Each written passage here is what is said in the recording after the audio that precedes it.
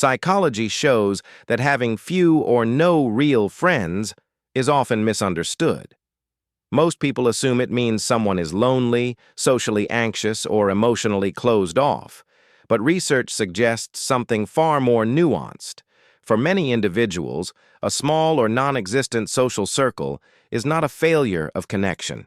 It's a reflection of how their mind processes trust, energy, identity, and meaning. Here's what psychology actually reveals about people with few or no real friends. 1.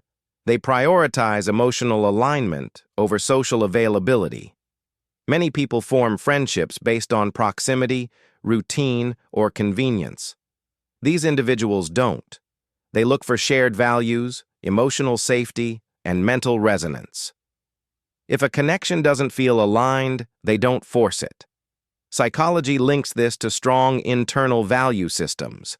They aren't waiting for people. They're waiting for the right fit. 2. They are highly sensitive to emotional imbalance. They notice when effort is one-sided, when care isn't mutual, when listening is expected but not returned. Psychologists associate this with emotional attunement. Because they sense imbalance early, many relationships end before they ever become friendships. This protects them emotionally, but it also keeps their circle small. 3.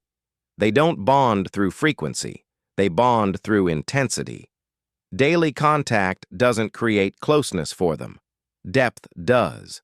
A single honest conversation can mean more than months of casual interaction.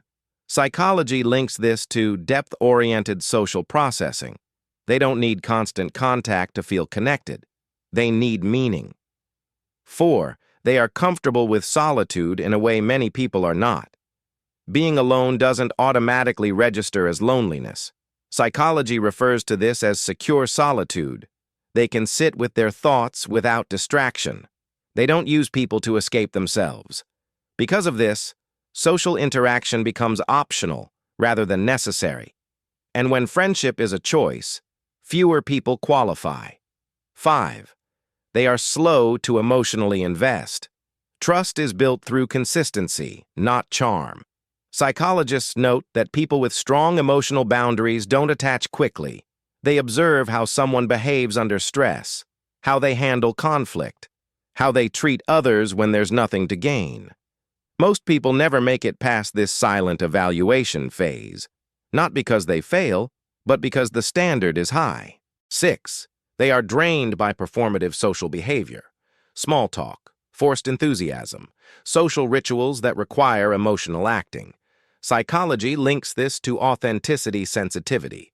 They don't enjoy relationships where they must exaggerate, entertain, or mask themselves. If connection requires performance, they disengage.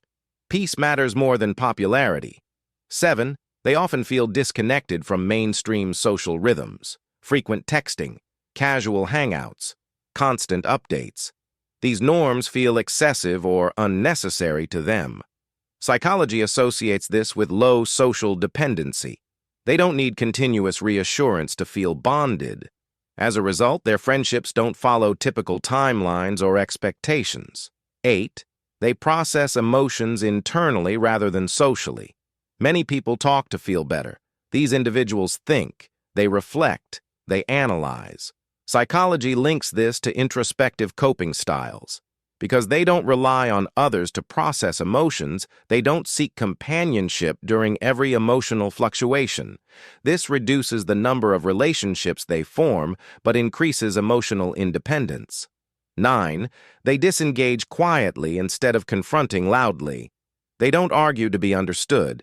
They don't chase closure. If a relationship feels draining, inconsistent, or unsafe, they slowly withdraw. Psychology shows this is common in people with strong emotional self-regulation. They protect their peace without needing explanation, and that often looks like distance from the outside. 10. They are willing to be misunderstood to remain authentic. Many people sacrifice authenticity for belonging. These individuals don't. Psychology links this to identity clarity. They would rather stand alone than dilute who they are to fit a group. This choice often leads to fewer friends, but it preserves self-respect. People with few or no real friends are not broken. They are not incapable of connection. Psychology shows they are often selective, introspective, emotionally independent, and depth-oriented. Some minds are built to connect widely. Others are built to connect meaningfully. And in a world that rewards noise, presence, and constant interaction, quiet selectivity often gets mislabeled as isolation. The real question isn't how many friends someone has, it's why they have the number they do. Are they alone because they fear connection, or because they refuse shallow ones? That answer reveals far more than any social circle ever could.